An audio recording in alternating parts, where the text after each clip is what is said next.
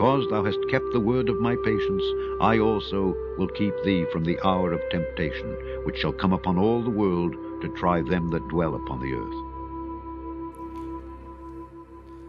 Today's subject is entitled The Devil's Wrath. And as our text told us, that woe to the inhabitants of the earth, that means sorrow to the inhabitants of the earth, because the devil is come down unto us, having great wrath, because he knoweth his time is short. The shorter the time, the greater the wrath. The shorter the time, the less there are that stand, the greater the concentration of wrath upon them. And so we definitely need the pearl of great price in the hour of temptation. If we don't, who can stand against the wrath of Satan? I think of the book of Daniel. In Daniel chapter 10, it talks about Gabriel was contending with the king of Persia, trying to cause him to fulfill divine will. But he tried for a long time. And we know that Gabriel was actually fighting with Lucifer. Often when we talk about the king of a nation, like the king of Babylon or the king of Tyre, actually was the representation of Satan in a number of books of the Bible. And so the same was with the king of Persia. Was also, there was a contest between Gabriel and the king of Persia, which was under the influence of Lucifer or Satan. And if you ponder about that, Gabriel had a hard time with the devil. Now, if Gabriel, who is the highest angel in heaven, has a hard time with Lucifer or Satan, how do you think you'll go? Gabriel was struggling. What was the answer for Gabriel's problem? Michael, the archangel, means the chief of angels, which was none other than Jesus Christ, came and helped him. So Gabriel, the highest angel, needs help from Jesus to combat the devil. And so you and I undoubtedly need Jesus to combat the devil. Without it, it's just not going to happen. Now, what we have considered so far, and I just want to make some clear steps in our minds of just how we've travelled with the two presentations beforehand. The hour of temptation is a time period which depicts a greater wrath than before. The devil has always been tempting. There's always been an hour of temptation in the sense of temptation. But the hour of temptation spoken in Revelation chapter 3 is an intense time. A time at the end that God has promised His people will keep them from this hour of temptation, to protect them and to keep them strong. This temptation, hour of temptation, involves the attack upon our emotional life. We have inherited from Adam and Eve a shattered emotional experience. Adam and Eve sinned, and from their sin, they had thoughts which resulted in feelings that were contrary to the thoughts and feelings of God. And that's what sin is, the transgression of God's law. God's law is a transcript of His character. And a character is what? Thoughts and feelings combined. So in the Ten Commandments, you break the Ten Commandments not in action but in thought. When the action comes, the transgression has actually happened long before. Long before. And that's why Jesus says, if you hate your brother in your heart, or if you look upon a woman to lust after her, what have you done? The transgression has already taken place because it's based on thoughts and feelings. And so sin is simply the harboring of thoughts and feelings that aren't God's. And if they're not God's, they come from Satan. And these bring about death. Sin results in death. And so the fear that Adam and Eve had from obeying the suggestion of Satan, that fear was actually an ingredient in breaking down their physical structure. And so it is that today, when someone actually stresses for a long time, they age very quickly. The process of death just starts rapidly going, faster than normal. And so the hour of temptation was a heightened time when the emotions will be coming against us and the thoughts will be bombarding us to break down the crown of our mind, which is our frontal lobe. And the gospel is a fortification of our mind to actually subdue the passions, the emotions, and the thoughts, to subdue them. And so the work of righteousness is what? Is peace. Peace and rest is the keystone of the gospel. Because if the gospel does not affect our emotional life, what's the point of it? There is actually no point in it. And so that first study was to just bring to our mind that the hour of temptation is an intense time of challenges internally. And we looked at two parts of the brain, the temporal lobe, in which housed the amygdala, the limbic system, which housed the amygdala, which was the center for self-preservation. It's the animal instinct. It's the fight and flight, everything that makes the animal's world run, that's there. And then you have the frontal lobe, which is where our character is held. And our second study looked at how Satan has to attack our moral powers, our higher powers. And those higher powers are a range of faculties that connect together into a machine. And that connection, though the connection of the faculties of the higher nature, like the willpower, the conscience, the reason, the intuition, the memory, the imagination, all these things, as they blend together in harmony, will produce a good character. But if they're not in harmony, if one is damaged, like a conscience is damaged, it'll destroy your perception. Or if your perception is damaged, it will affect your conscience. And so Satan knows that if he can weaken one faculty, he's destroyed the whole lot. And we saw the interconnection in our last study. And so this study is actually entitled The Devil's Wrath, and it's designed to awaken in us the importance of some of the reforms that we already have. Some of the principles of lifestyle that we already have, to give some more reason why we do what we do. And we always need to have a reason for the answer for the reason of the hope that is in us. If we're doing something and ask you why, people look at us and say, why do you live like that? Well, there's a reason why, and it's a very good reason. We need to have an intelligent faith. Because when we have an intelligent faith, we can exercise that part of reason, which is one of the faculties we need to exercise to be able to overcome through the grace of Christ.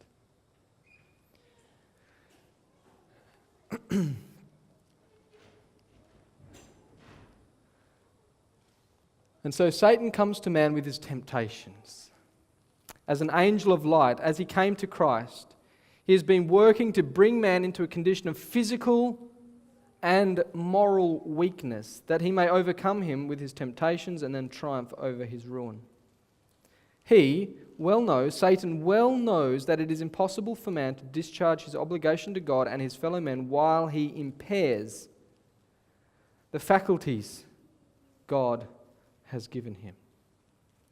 So the devil has great wrath. We're in a warfare. Michael and his angels fought against the dragon and his angels, and he was cast out to the earth. Rejoice, heaven, because the battle in heaven has transpired at the cross. They saw the characters. They've made their minds. Now the battle is purely concentrated here on earth. And the same warfare is going, and Satan comes And in his warfare, he wants to weaken the fortifications. And when he can weaken the fortifications, he can destroy it, impair the faculties. That is Satan's number one goal. Wreck one of those faculties that are part of your higher nature. That's what he's doing. The brain is the capital of the body. If the perceptive faculties become benumbed through intemperance of any kind, eternal things are not discerned.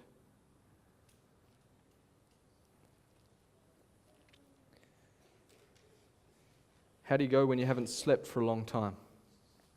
Do your perceptions become benumbed?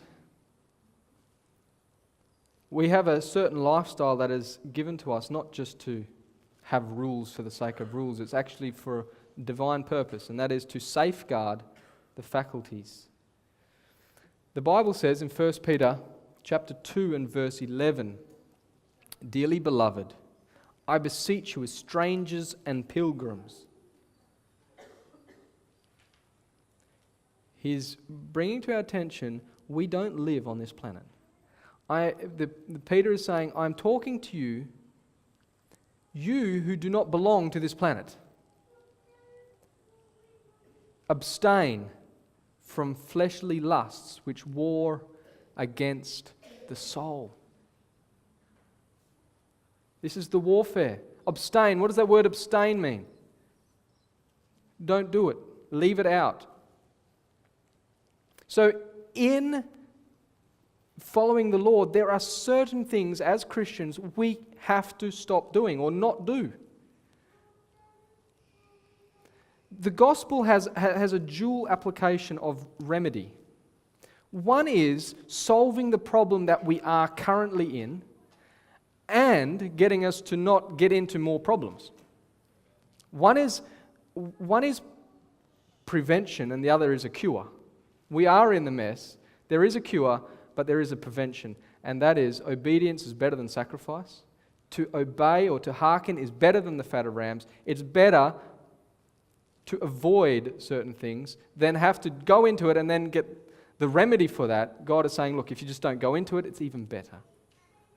And so the apostle is saying, abstain from fleshly lust. So there are some direct commands from the scriptures that say, don't do certain things that war against your soul. What is your soul? When God made man, He formed man out of the dust of the ground, and then He breathed in him the breath of life. This combination became a living soul. So here you have the hardware, all the organs, all the mechanical workings of the body, all the details of the body as a unit. And then you add the power of life into that. And then what you get is a consciousness, a conscious, active, working mind. And part of your consciousness is the combination of all your faculties functioning. Your will working, your conscience working, your perception working. If you don't have perception at all, then your mind isn't working. And if your mind doesn't work, then every organ of your body is operating with zero purpose. Every organ of your body runs to keep your mind going. It's possible to have a living body without a mind. But you can't have a mind without a living body. Spiritualistic, the unconscious state of the dead is a truth that we need to understand, and that is that the hardware makes the software run. You take the hardware away, you can't have the software. But Christians have been led to believe that, well, the body can die and all this consciousness still goes on. It doesn't. It's dependent upon that body to actually function it. The body plus the power equals this living consciousness, and which is a combination of the faculties operating. So here the apostle is saying, abstain. As Christians, we cannot do certain things that war against our high conscious workings of the faculties. have to abstain from them. The pleasures of this life. There is danger in amusement that is sought merely for self-gratification. All habits of indulgence that, one, weaken the physical powers and becloud the mind, or that benumb the spiritual perceptions, are fleshly lusts which war against the soul.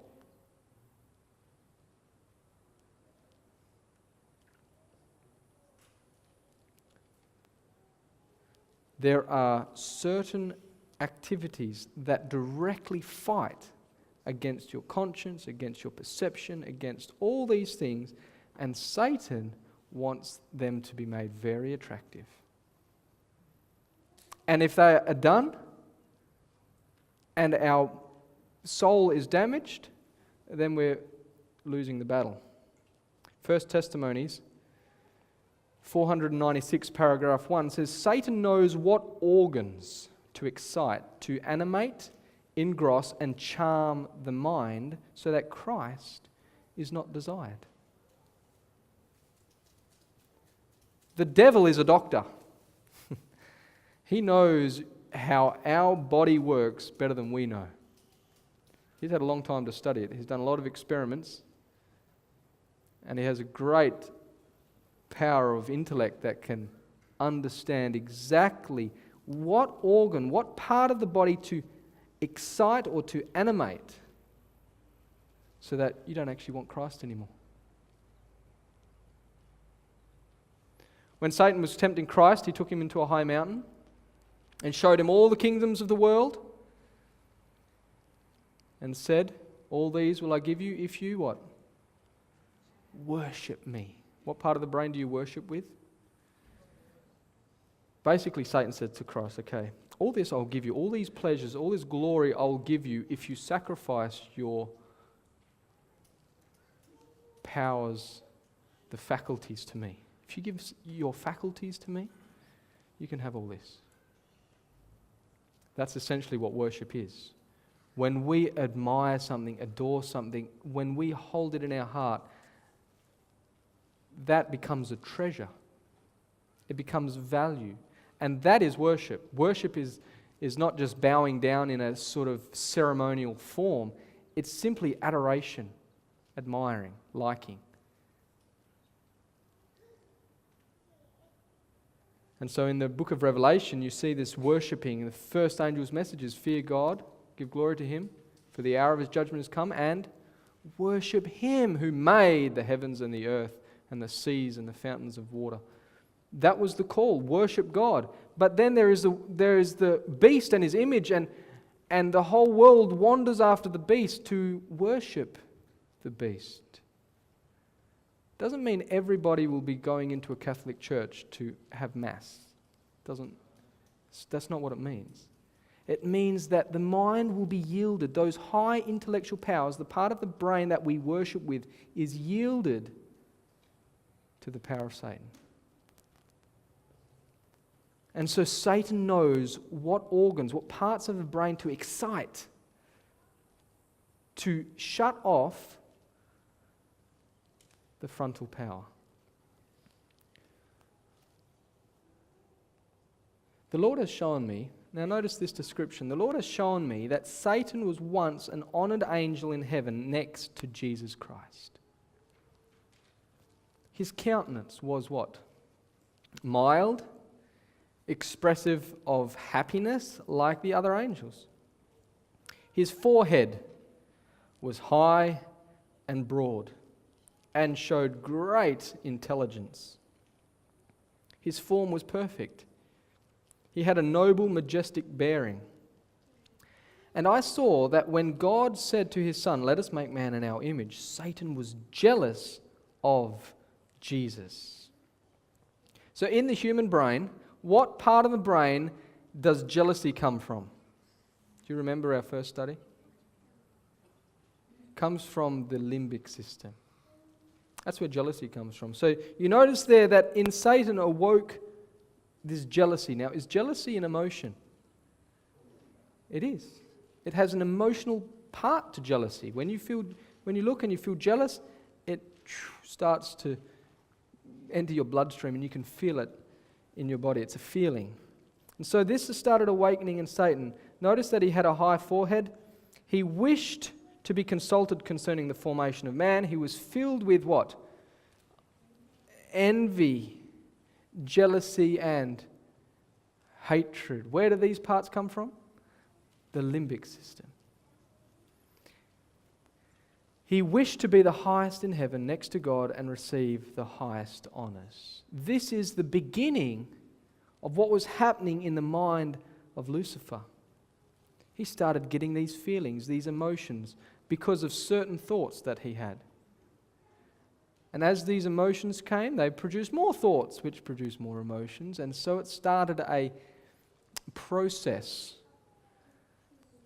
And now, I was shown Satan as he was, a happy, exalted angel. Then I was shown him as he now is. How many years now has passed, roughly? We don't know exactly, but over 6,000 years would have transpired now. What has happened? Here is this being, majestic being, happy being. Then he gets certain emotions happening, certain thoughts happening. What happens 6,000 years later to the same being? Or more than 6,000 years. He still bears a kingly form. His features are still noble, for he is an angel fallen. But the expression on his countenance is full of what? Anxiety, care, unhappiness, malice, hate, mischief, deceit, and every evil.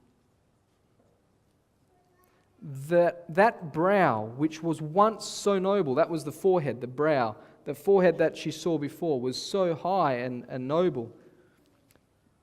The brow which was once so noble, I particularly noticed his forehead commenced from his eyes to recede backward. What does that mean? That means his head went back like this. So before he had a high forehead, and now it just goes back. Now, we don't believe in the theory of evolution in the way of creation, but God's creatures have the power of adaptation.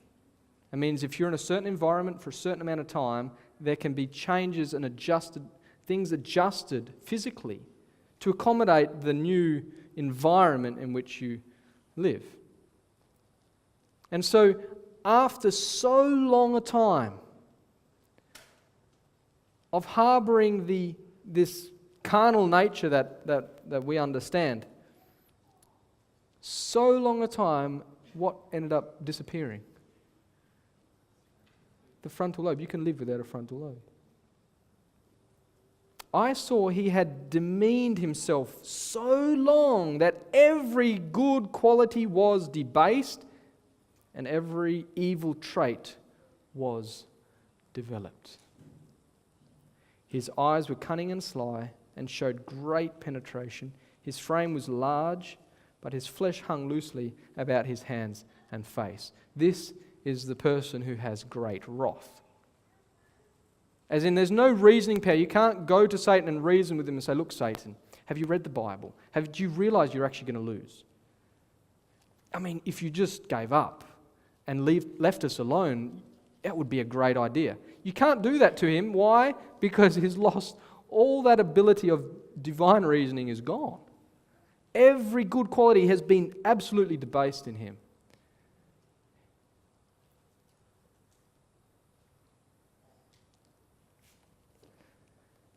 And this person knows what organ to excite in you to produce the same. He knows exactly how to shut down the functionality of your frontal lobe. And he has done it himself.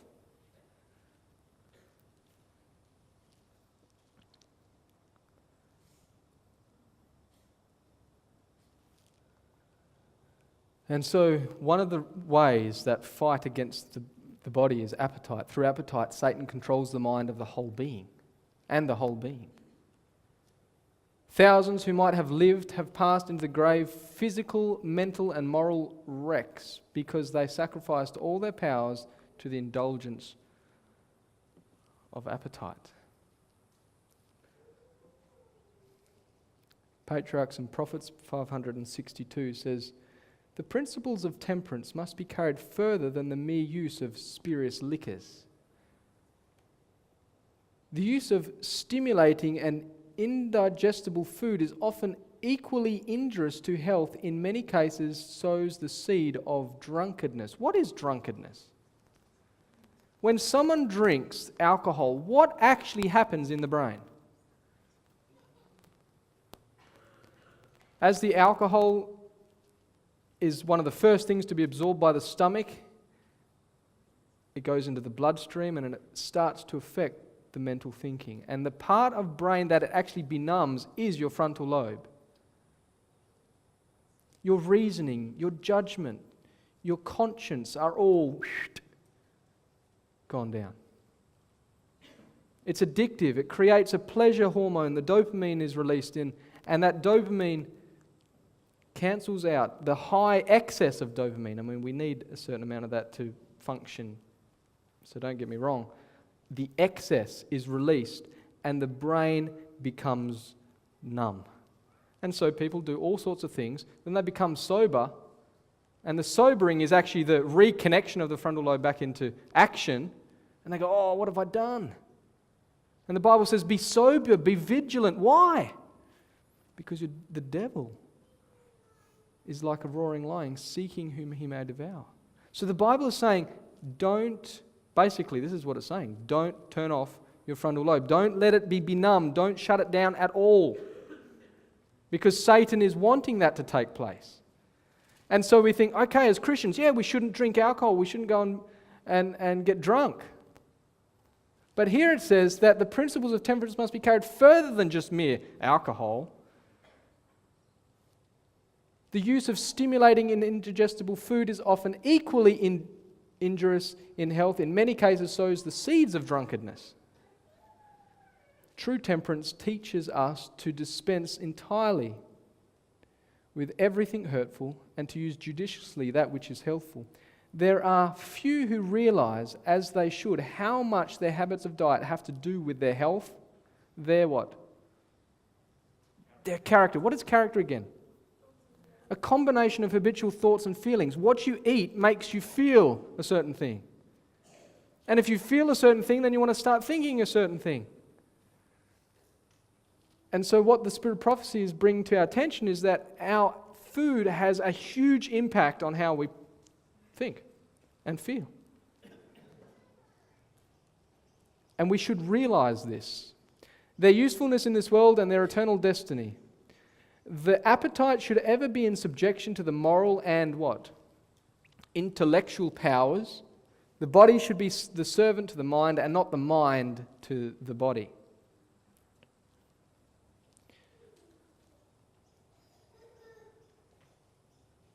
And then the intellectual, the moral, and the physical powers are depreciated by the habitual use of flesh meats. Meat eating deranges the system, beclouds the intellect, and blunts the moral sensibilities. Now, when Jesus was with his disciples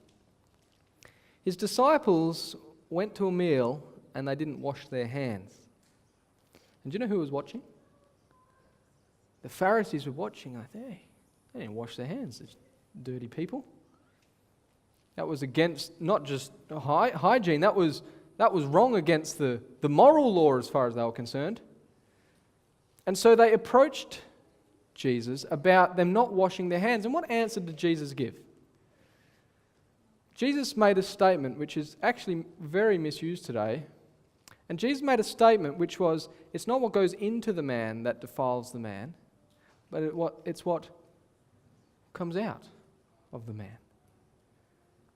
And he was saying that, there are certain germs that your body just deals with. It goes through, goes out the draft, and it actually doesn't make an effect. And so people have said, well, then I can actually put anything I like in my mouth, and it doesn't matter morally.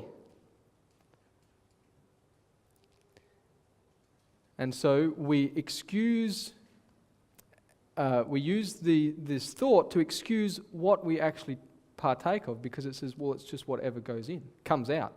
But the question is, can you put some things in your mouth that changes what comes out of your mouth? Yes. So then, if it does matter what comes out of your mouth, and those things that go in your mouth that change what comes out of your mouth, then is that a problem? Yes, it is a problem. And so there are certain things that do benumb the senses, that actually make us behave in a certain way, speak in a certain way. And actually, just on a side note, one of the high connections with the amygdala, with the fear response, is actually the mouth, the tongue. So when you get frightened, what do you do with your mouth? You yell like, what happened? And there's a verbal response to fear, and the action of the temporal lobe, or the limbic system, is highly connected with the mouth. Now, what does the Bible say about controlling your mouth? If you can control your mouth, you're a perfect man.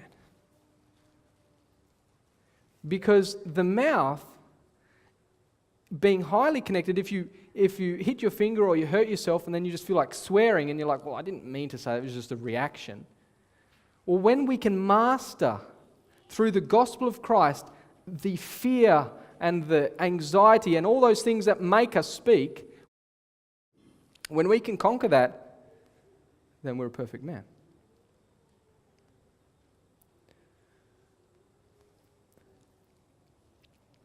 And so, what goes in definitely affects what comes out in way of stimulants.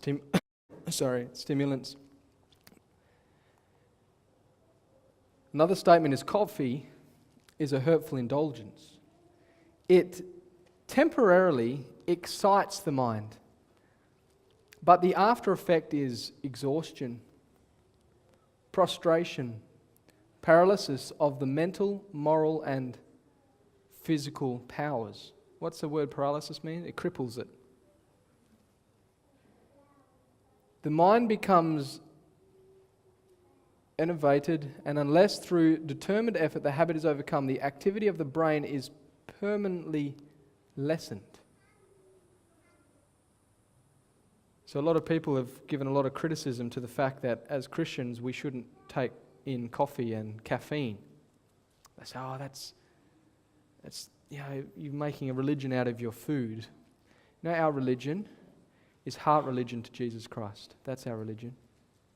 And anything that affects my heart religion to Christ needs to be abstained from according to Scripture. Abstain from fleshly lusts that war against the soul. It's not about, this is not good for the nature, or it's, we're trying to be greenies and be vegan and all these principles as the world do it. It's entirely different. Under the three angels message, we have a right arm, and that is the health message. And that message has to be in connection with the great day of atonement, when Christ is going into the most holy place, when we are required to give all our high mental faculties attention to this work of cleansing the heavenly sanctuary. And God is saying, don't blunten your brain while I'm in there. That's what He's saying. And that includes abstaining from flesh meats and coffee. Abstain from fleshly lusts which war against the soul is the language of the Apostle Peter. Many regard this warning as applicable only to the licentious, but it has a broader meaning. It guards against every injurious gratification of appetite or passion. It is a most forcible warning against the use of such stimulants and narcotics as tea, coffee, tobacco, alcohol, and morphine. These indulgences may well be classed among the lusts that exert a pernicious influence upon what? Your thoughts and feelings. The moral thoughts and feelings. These things attack them directly according to divine inspiration. The earlier the hurtful habits are formed, the more firmly will they hold their victim in slavery to lust, and the more certainly will they lower the standard of spirituality. What does it say? Tea, coffee, tobacco, alcohol, and morphine. Now, I'm probably preaching to the choir, but we know about tea with the chemicals of theobromine and these stimulants in them. The caffeine in coffee and tobacco has so many other chemicals in it. The alcohol is very obvious. And then there's morphine. What's morphine? Morphine is a highly addictive drug. Highly addictive drug. It's used in medicine as a pain relief. It bluntens the brain, because where do you feel pain really? In your brain. If you didn't have a brain, you don't feel any pain. So if you can blunten the brain, you get pain relief. And so the medical profession used this drug as pain relief. Morphine is an opiate made from opium. But it actually exists in our society a lot more than a lot of people realize. And this is there's a Dr. Neil Bernard brings out some amazing points about morphine, and it says this: as far back as the 1980s, researchers have known that cheese contains trace amounts of morphine. In 1981, Eli Hazem and his colleagues at the Wellcome Research Laboratories reported traces of the chemical morphine, a highly addictive opiate. It turns out that morphine is found in cow milk and human.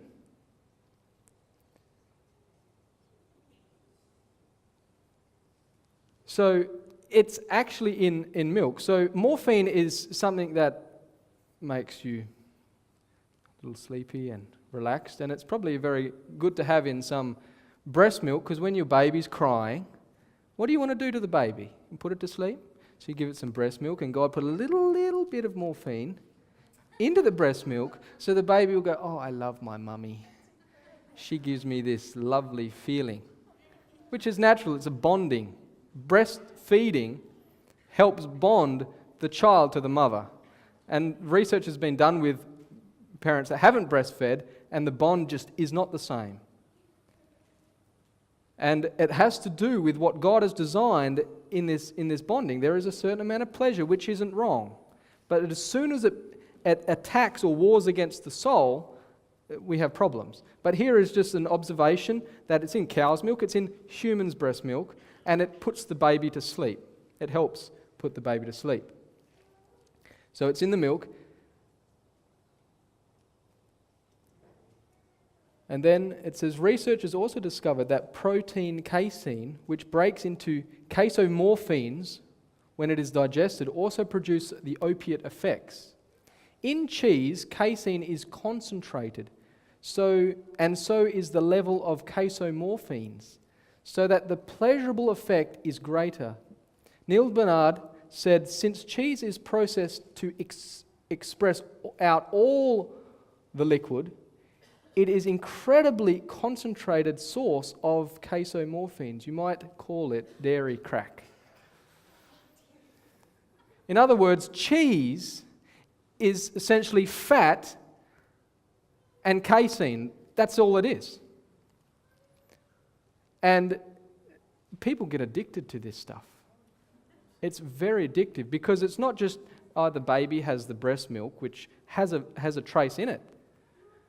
But it's actually concentrated because you're getting rid of everything but the fat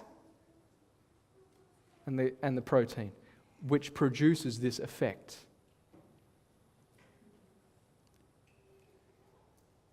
One research paper states casomorphines are peptides produced from the breakdown of CN, the process, and process opioid activity. The term opioid refers to morphine-like effect which includes signs of seduction, tolerance, sleep induction, and depression. Sedation, sorry. That too. Sorry. And depression. Does depression affect your thoughts and feelings? So this was research done when? 1980s. Has really confirmed this. Is it something that we should discard? Now, a lot of people say, well, in the Bible, they used to have cheese and have milk and have all these things. But since the Industrial Revolution, things have never been manufactured like they are today. Entirely different process, entirely different. So what was once a very simple, basic process hundreds of years ago, now is very highly complicated, which actually changes the structure of the food we have. Our food is entirely different for the last 50 years or 100 years. Is the way we make food, the way we grow food, the way it affects us is entirely different to what it has been for the last 5,000 years. And so you have, if you just picture in your mind a timeline of the world history and the process of food and production and the growing of things, most things are grown. Humans always ate largely of grown material. If you had a cow, well, you still had to grow something to feed that anyway. So you always were growing things. But you come to this, right at the end of this world's history, you have a 6,000 year timeline. And you come right to the end, and now you have a totally different way of processing your food, growing your food, manufacturing your food, and how it is distributed today. And that's the time period where God says, look, here's the world history, and at the end of the world, I want to call a fast. And that fast means that my people now will have a restriction on what they can eat and what they can't eat, not because God wants to just put restrictions in just because, but He knows that at the end of the world, it's going to be totally different. So we can't compare today's processes with what happened for centuries past. Entirely different. Satan is working in the hour of temptation. He knows exactly what to excite. The Industrial Revolution made machines which have been able to, and science has been able to refine stuff right down to get maximum pleasure. If you can get maximum pleasure, you can make maximum money. And so it is the greed of the world. Perilous times will come. Men will be lovers of pleasure more than lovers of God. And so the heightened sensations of pleasure are more today than ever before. Many a mother sets a table that is a snare to her family. Flesh meats, butter, cheese, rich pastry, spices, spiced foods, and condiments are freely partaken of both old and young. These things do their work in degrading the stomach, exciting the nerves, and enfeebling what? The intellect. Is that one of the faculties? Okay. The blood-making organs cannot convert such things into good blood. The grease cooked in the food renders it difficult of digestion. The effect of cheese is deleterious. It's shattering. And so here is divine inspiration over 100 years ago saying that the effect of cheese is deleterious. And then the science comes along and just finds out actually it gives the same effect as morphine. And so when people partake of cheese, morphine slows everything down, and the digestion when we swallow, the process that the organs make to bring the food through, it's called I've just forgotten the name. What's it called? Peristalsis. But when you get morphine, what happens to that automatic action of peristalsis? It stops. And so when that stops, what happens to the bowel motions? They stop too, and you get constipated. Because of the morphine effect. That's why. And then people get an irritable bowel or there's a lot of complications that come from that. When you can't get rid of the rubbish, things start breaking down, which affects the mind. And the bowel actually affects the mind and the heart in a pretty profound way, actually.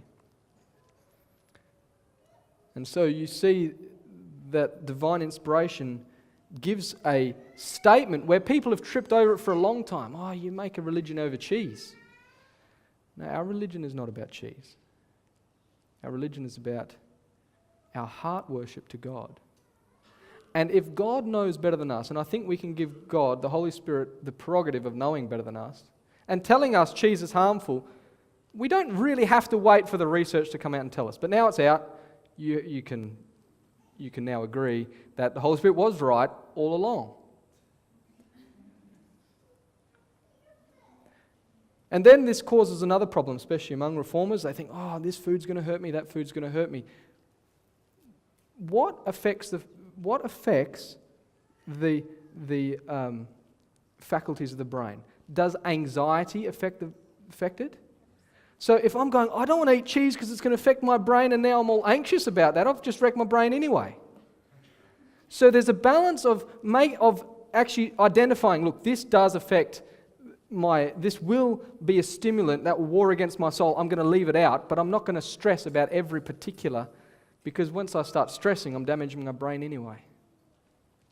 So it's a balance of obeying, identifying intellectually, I want to serve God with all my heart, I want to love Him with all my heart, soul, and strength. Therefore, I'm going to leave these things because God's Spirit has indicated through the Spirit of prophecy that these need to be left out, so I'm going to leave them out. But when I eat, I'm going to be happy. I'm not going to dissect my food and understand if I go to a guest's house and it's not habitual, and I have informed them that I am on a fast, or I am vegetarian or vegan, you've informed them, they know about it, just enjoy the food. Let our mind be at peace, at rest. That is the effect of the gospel, is peace and righteousness, not stressed out reformers, is not the product of the gospel. And so, intemperance in eating, even of food of the right quality, will have a prostrating influence upon the system and will blunt the keener and holy emotions. Strict temperance in eating and drinking is highly essential for the healthy preservation and vigorous exercise of all the functions of the body. So drunkenness is not just drinking alcohol, it's not just taking stimulating foods and narcotics and all these other drugs, but it also is overeating. Bluntens the perception powers of the mind. And so there is another area that I want to just address before I close, and I'll try and not take too long. And that is, we know Satan uses appetite. We need to understand why we do what we do in our health reform. It is to preserve our higher powers in these last days. Satan used another effort. In Adam and Eve, Satan tempted the first Adam in the Eden, and Adam reasoned with the enemy, thus giving him the advantage. Satan exercised his power of what? Hypnotism over Adam and Eve, and this power he strove to exercise over Christ. So we're considering the devil's wrath, and he still uses his age-old principles. He's just started refining them. And one of them is hypnotism. What is hypnotism? Hypnotism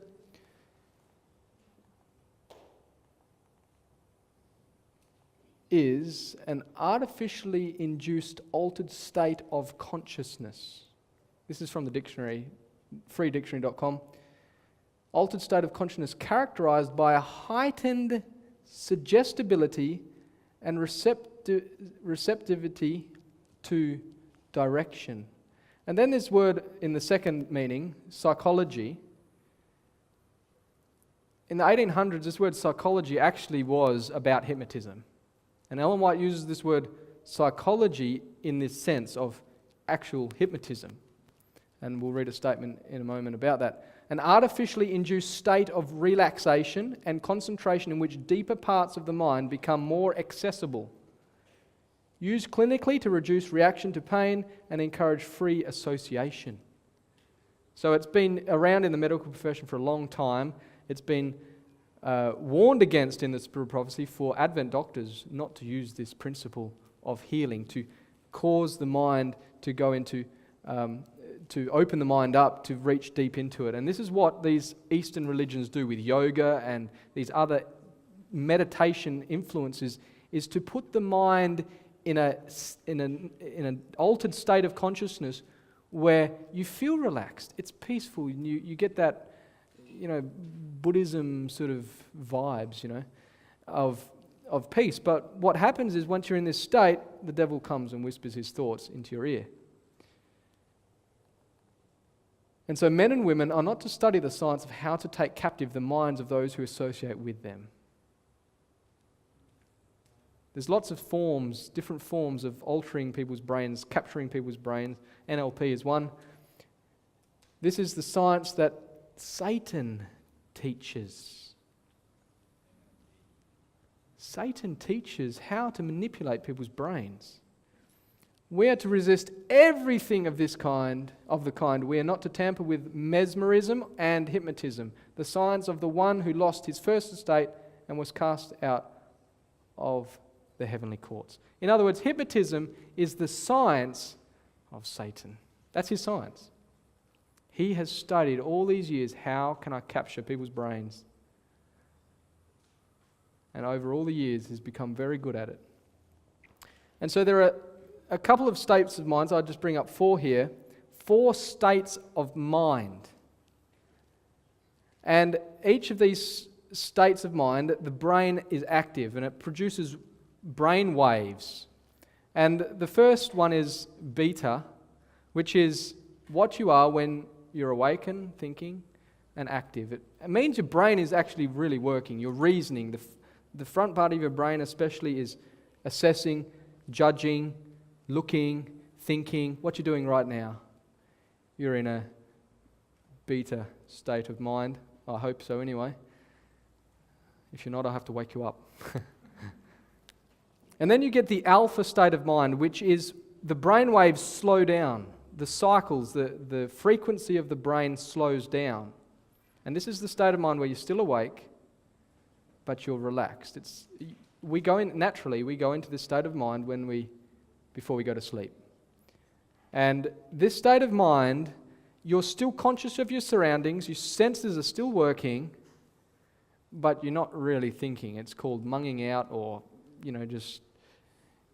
you're tired, your brain's slowing down. And this is what happens. It goes into an alpha state of mind. And then the theta is when you start dreaming.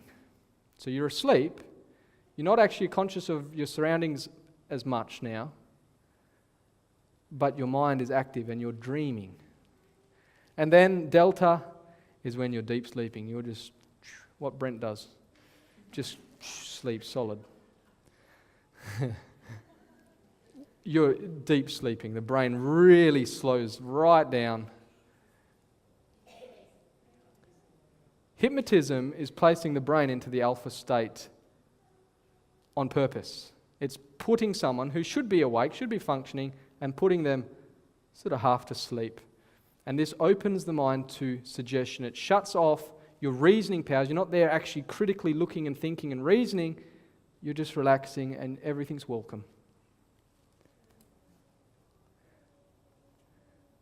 And so this state, Satan has studied, and he knows how to produce it in people. Doctors know how to do it. They will do it to reduce pain on people. And so this is actually what happens when people go down after a hard day's worth of work and wants to sit in front of the TV. You don't want to think too hard. You're tired. But you don't want to go to bed because you just want to enjoy some conscious time of doing nothing. So you sit down in front of the television and you start relaxing. And your mind, as the results of the stimuli through the light of the television, especially through the modern movies and how they actually design them now with the rapid change and everything, you don't have time to actually reason on each scene. It's there, it's suggested, it implants the image in you.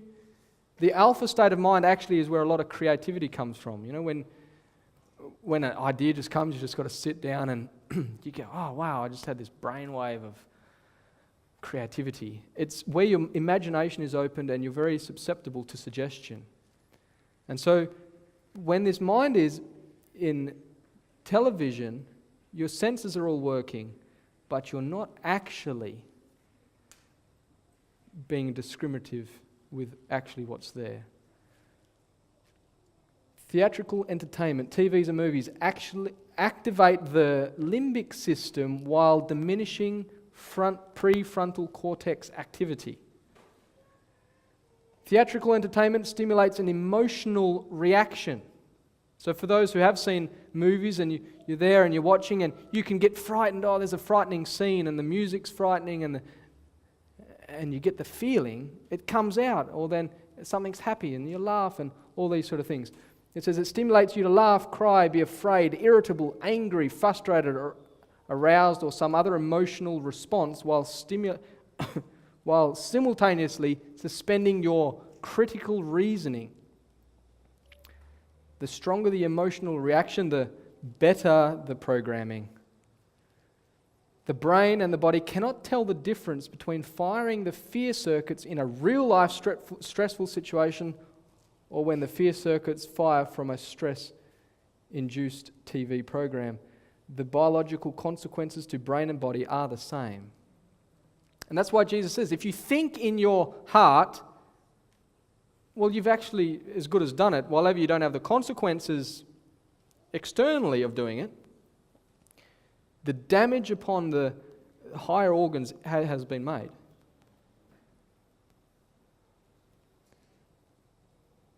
And they've done studies where they've had monkeys and they've put the brain scanning material on the mind of the monkey, and they've got it to do some certain activities, and they've watched which neurons are firing while they're doing that activity, and then they stop them to do it, and then they play something that is the same as what they were doing, and the same circuits are firing in the brain. It's just they're not actually doing anything. And so, as it says, that Satan says, well, I just want to program everybody. I want everybody to experience the horrors of war and the horrors of this and that and all the activities that are out there, and he can put it successfully into every home of the world, pretty much. This means the more time spent watching theatrical entertainment, the more activation of the limbic system and the less development of the prefrontal cortex. You know, when you exercise something lots and lots, it becomes really strong. Today, do we have a problem with excess emotional baggage today? Why? Because our limbic systems are used far too much, far too stimulated, while shutting down your frontal lobe. And as Christians, we have to abstain from those things that's war against the soul. There's a class of young people now called emo kids. Emos. What does it mean? They're emotional, just emotional wrecks. The whole world is against them. It's all self-centered emotionalism. And it's huge. The depression, the thoughts and the feelings that run riot today have never been like that in times past. So over time, the limbic circuitry grows stronger while the prefrontal cortex is less developed and therefore less capable of calming the limbic system. So your reasoning calms you down. And we've already talked about that. Something happens, you're frightened, and then you realize, oh, hang on. And then you go through some thought processes. It's better. It's okay. Well, that ability for your rational thinking to calm your emotional realities down is lessened and lessened and lessened